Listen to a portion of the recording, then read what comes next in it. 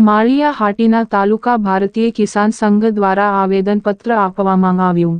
કૃષિ મંત્રીને સંબોધન કરી માળિયા હાટીના મામલતદાર કે વાળાને આવેદનપત્ર આપી કરી ઉગ્ર રજૂઆત। ભારતીય કિસાન સંઘના અગ્રણીઓ ખેડૂતો પહોંચ્યા મામલતદાર કચેરીએ। તાલુકામાં પાછોતરો વરસાદ વધારે પડતા મગફળી સહિત પાક વધુ ડેમેજ થયા।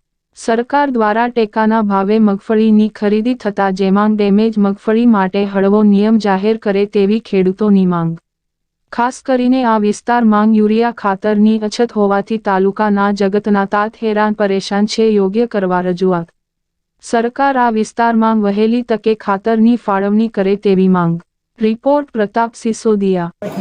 ભારતીય કિસાન સંઘ પ્રમુખ માળિયા હાટીના અમારે સરકારશ્રીને વિનંતી છે કે અમારા તાલુકાની અંદર કમોસમી વરસાદના હિસાબે રોડમાં શોર્ટ જે ધૂળ છે એ હિસાબે સરકારશ્રીને અમારી વિનંતી કે જે આ ખરીદી અંદર જે મંડળી અને ખેડૂતોને ઘર્ષણ થાય છે તો કડક નિયમો હિસાબે અમે આજે આવેદનપત્ર મામલતદારશ્રીને આપ્યું છે।